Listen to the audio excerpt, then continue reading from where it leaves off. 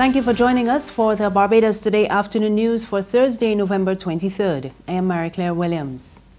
The long-awaited Minimum Wage Board is likely to come on board by next year.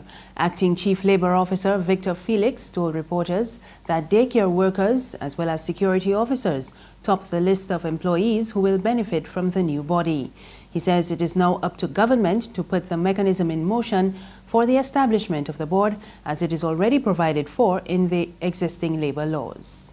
The appropriate body to be assigned, to be appointed, which is the wages board, and they will in turn look at various sectors which both wages and standards of employment should be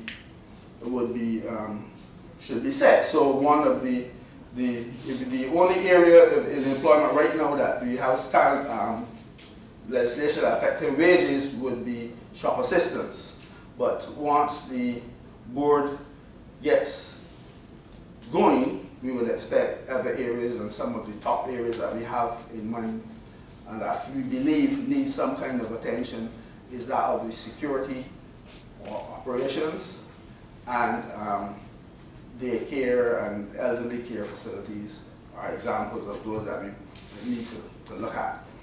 The International Monetary Fund is warning that government has a slim chance of achieving its deficit target this year following Minister of Finance Chris Sinclair's presentation of a $542 million austerity package in May, and it says there is need for urgent corrective action.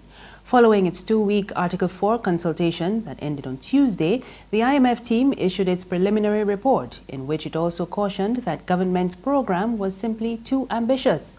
It also pointed out that the overall deficit is likely to fall by a mere 2 percentage points by the end of this fiscal year. In May, when Sinclair announced the program, he said the government was aiming to wipe out the deficit of $537.6 million and achieve a small surplus of $4.4 million.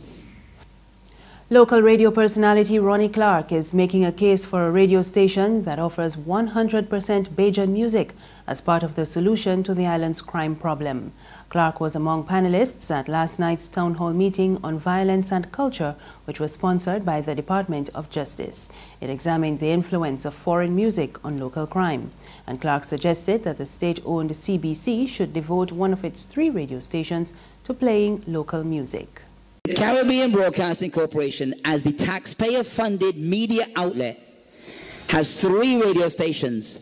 One of them has to be, if we're going to be in debt, we've got to be in debt for our people and for their talent and for their opportunities. It has to be a 100% Barbadian radio station and at least 50% content Barbadian. That's what we have to have if our taxpayers are going into the Caribbean Broadcasting Corporation. There is room for a 100% station in Barbados. But CBC is the government entity, and if we're going to be in debt for anything, we've got to be in debt for us.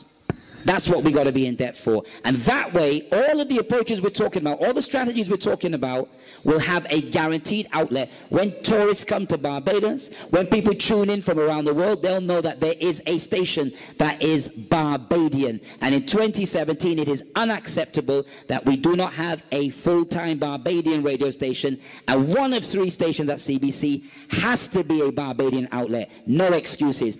Meanwhile, popular entertainer and songwriter Eric Lewis is pointing the finger at cartoons as one of the main causes of violence among children. Lewis was among the panelists at last night's meeting at the Queen's Park Steel Shed. There's music in cartoons. You know the little cartoon pictures with Mickey Mouse and them fellas? Those little cartoon pictures that our children watch, right?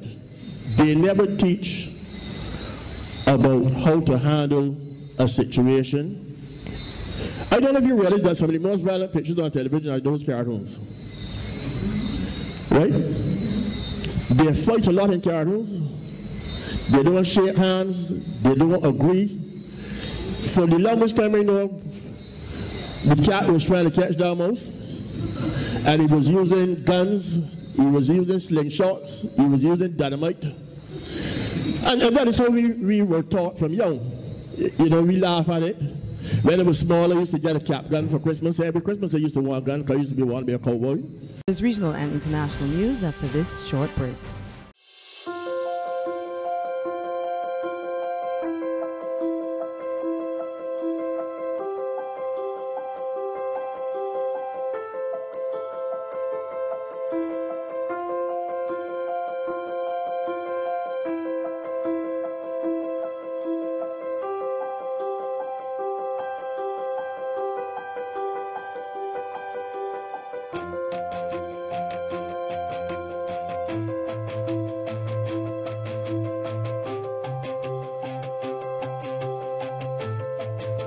Barbados Today, news you can trust.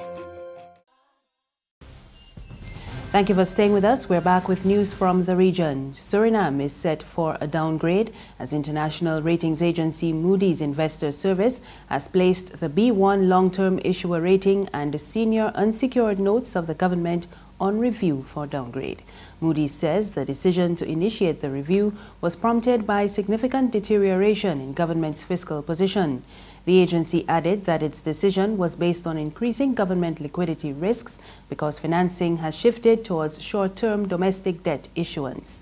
Moody's says its review will focus on assessing Suriname's medium-term fiscal outlook, likely fiscal policy, and the expected trajectory for revenues, primary spending, and debt affordability.